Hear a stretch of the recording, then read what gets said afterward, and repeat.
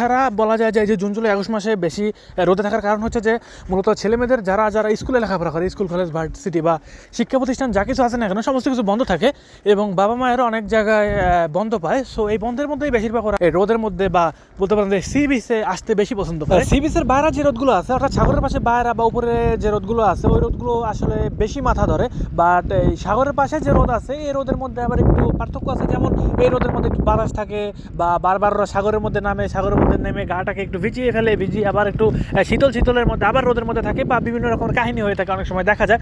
But দুঃখিত, আমি ওই ধরনের কোনো ধরনের সিন ইউটিউবে ছাড়তে পারবো না বা কখনোই ছাড়বো না, চেষ্টা করবো সামনে থেকে। সো এখন আমরা আছি একদম সাগরের কিনারায়, আর এই যে সাগরের ঢেউগুলো, এই ঢেউগুলো একদম মন ছুঁয়ে দেওয়ার মতন অবস্থা। আর এত পরিমাণে রোদ, এখন কিন্তু বাজে প্রায় 8:10-15 মতো সময় ইতালিয়ান টাইম। সো এই টাইমে থাকে এত পরিমাণে রোদ এখন মাথার উপরে বলতে পারেন যে এখন আপনি চাইলে কোনো কিছু শুকিয়ে তারপর খেতে পারবেন।